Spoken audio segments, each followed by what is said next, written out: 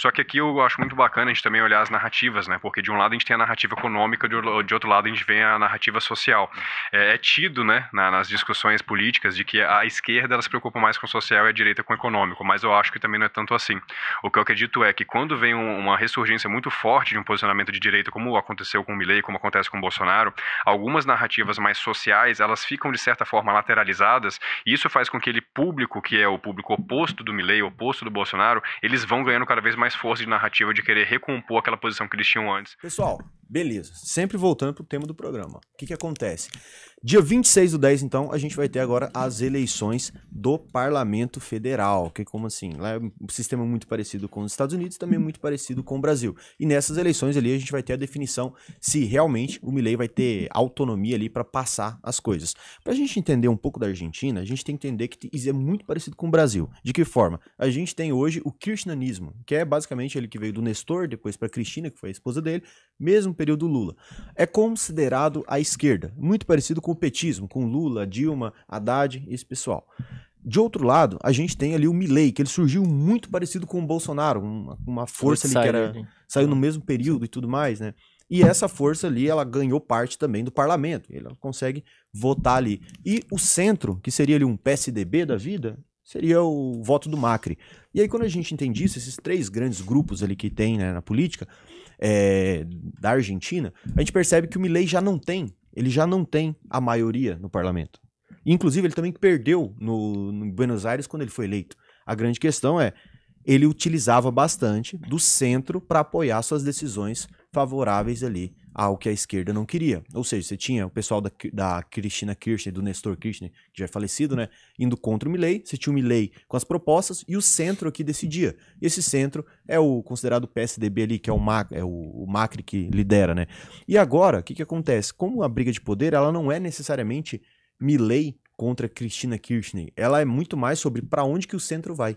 Para onde que esse voto indeciso ele vai cair? Ele vai cair para medidas mais de austeridade fiscal e melhoramento da inflação e tudo mais, ou um pouco mais populismo, já pensando ali também nos seus votos eleitorais, né? E é interessante, Edson, porque aqui a gente vê a clara correlação de narrativas acontecendo mais uma vez em um país muito parecido como acontece em quase grande parte dos países da América Latina, né? Porque eu acho interessante, aqui olhando para um viés mais social, né, de todo esse discurso e esse movimento, a gente percebe que quando a gente tem um enrijecimento muito constante de políticas mais voltadas para a esquerda, e que não entrando no mérito de esquerda e direita, mas sim por conta do posicionamento político e econômico disso, assim que a gente tem uma ascensão forte da direita, ela vem como o Milei, vem como o Bolsonaro, vem como o Trump veio agora nos Estados Unidos. Só que aqui eu acho muito bacana a gente também olhar as narrativas, né? Porque de um lado a gente tem a narrativa econômica, de outro lado a gente vê a narrativa social. É tido, né, nas discussões políticas de que a esquerda ela se preocupa mais com o social e a direita com o econômico, mas eu acho que também não é tanto assim. O que eu acredito é que quando vem uma ressurgência muito forte de um posicionamento de direita, como aconteceu com o Milei, como acontece com o Bolsonaro, algumas narrativas mais sociais, elas ficam de certa forma lateralizadas, e isso faz com que ele público, que é o público oposto do Milei, oposto do Bolsonaro, eles vão ganhando cada vez mais força de narrativa de querer recompor aquela posição que eles tinham antes no cenário político. Então, o que eu sinto, né, de todo esse movimento, e aqui sintetizando, né, minha visão, eu vejo um Milei que entrou realmente com uma força muito grande em termos de apoio político, não só do lado que a gente chama de direita tradicional, mas também do centro, muito forte. E aos poucos ele veio perdendo esse centro, porque esse centro, assim como no Brasil, ele é muito voltado também para essas narrativas sociais. E no momento em que a gente não vê tanto esse debate em pauta, porque às vezes, de fato, podem ter projetos de lei, podem ter medidas que estão abarcando, como o Douglas até trouxe, nessa questão dos auxílios que a gente vê comumente, né, por meio dessas políticas, mas elas não são enunciadas por políticos como o Milei, como o Bolsonaro. E aos poucos eles vão perdendo força em relação a isso. E hoje a gente tem algo que, se a gente olha 10, 20 anos atrás, você falou sobre a Cristina, por exemplo, que a gente não tinha, que são as mídias sociais fortes como são hoje em dia. Sim. Então, se não é um governante que de fato sabe abastecer as narrativas para ele conseguir ter aquela visão forte, tanto econômica quanto social, a gente começa a ver essa disrupção que está acontecendo. Eu acho que é muito isso, né? Pode. E eu acho que muito importante, por exemplo, o Milei começou a perder muita popularidade depois que ele tirou um subsídio de passagem de ônibus, aí a tarifa de ônibus da Argentina explodiu. E depois ele tirou o subsídio também da economia produtiva de algumas empresas que só existia porque existia esses subsídios que, obviamente, aumentavam ainda mais a margem dessas empresas. Elas não eram eficientes porque elas entregavam um trabalho legal, de bens e serviços para a sociedade, mas sim porque tinha esses subsídios.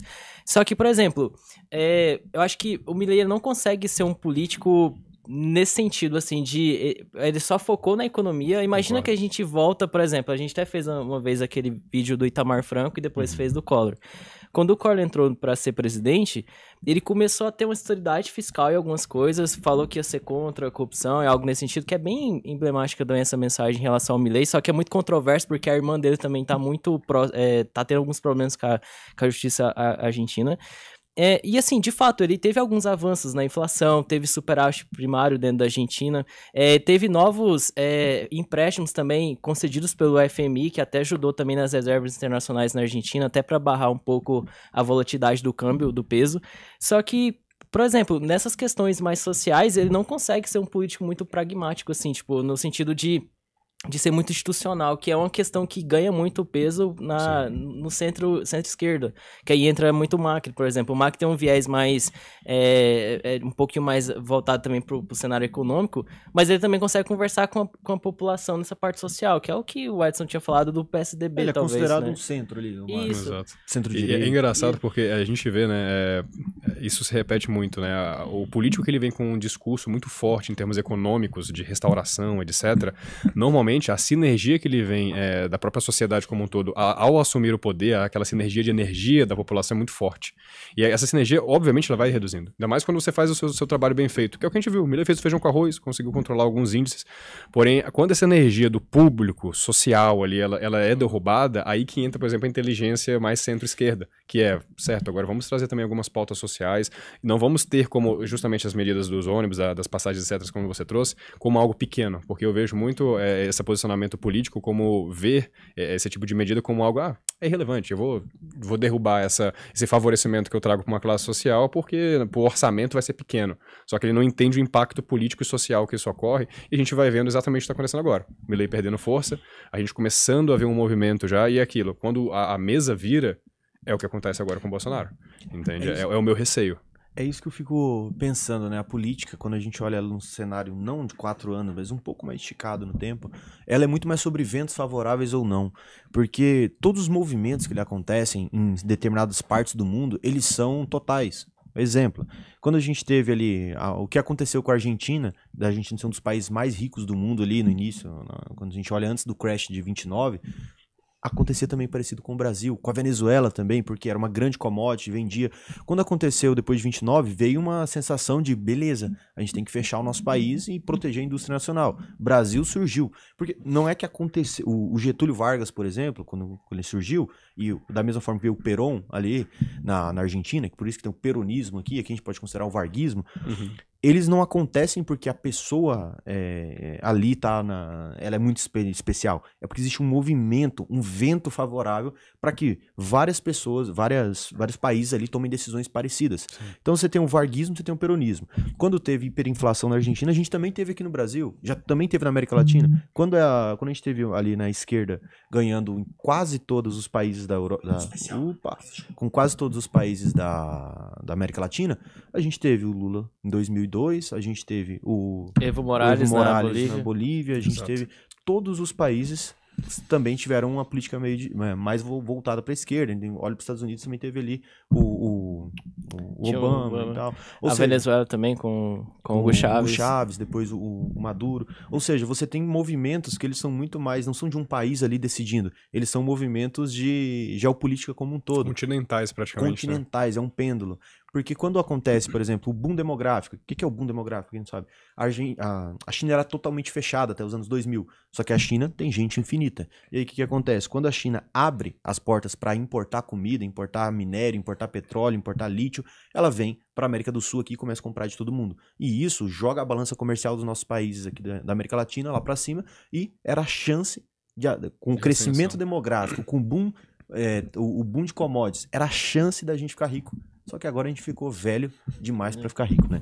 Essa é a questão. E se você já tá ganhando uma grana acima de R$4.500 por mês e quer aprender a investir, o que eu vou te recomendar? Acesse aí alvp.com.br, clica aqui no botão faça a sua análise de perfil, preenche o questionário até o final. Se você for aprovado, né, aqui para participar da UVP, você vai assistir suas aulas comigo, que para mim vai ser um prazer te ensinar a investir no Brasil e no mundo inteiro. Só se você ganha mais de R$4.500 por mês. Se você ganha menos, não adianta. Por quê? Porque a UVP te dá acesso a uma plataforma exclusiva de investimentos, né, com investimentos que só são oferecidos para clientes que têm mais de 10 milhões de reais. A gente é hoje também a consultoria top 1 do Brasil, vinculada ao maior banco de investimentos da América Latina, que é o BTG Pactual. Então a gente tem lá geopolítica, formação de investimentos mesmo. A gente já formou mais de 50 mil pessoas. Só de placas de alunos nossos que se tornaram milionários, a gente entregou mais de 1.000. E como é que você sabe que a UVP funciona num mundo de tanta ferramenta gerada, de tanta coisa gerada a partir do nada? A certeza que você tem é que se você concluir a UVP até o final, pode fazer todas as aulas gratuitamente. Chegou ao final, você não aprendeu a investir, a gente devolve 100% do seu dinheiro. Pode pesquisar, Reclame Aqui, Juros Brasil. Se fosse mentira, a gente não estaria aqui. Por quê? Porque você simplesmente poderia fazer a UVP e falar: Raul, eu não aprendi a investir e pegar o dinheiro de volta, ou se a gente não te devolver, você me processa. Ganhou de graça 10 mil reais. Investimento melhor que isso não tem, né? E você vai perceber, se você buscar pela UVP, que a gente nunca teve nenhum processo. Só quem processa a gente é corretora safada, porque perde dinheiro com as coisas que a gente ensina. Então eu recomendo que você vá lá e faça o seu cadastro. Se você for aprovado, não é todo mundo que é aprovado, vai ser um prazer para mim te ensinar a investir aí.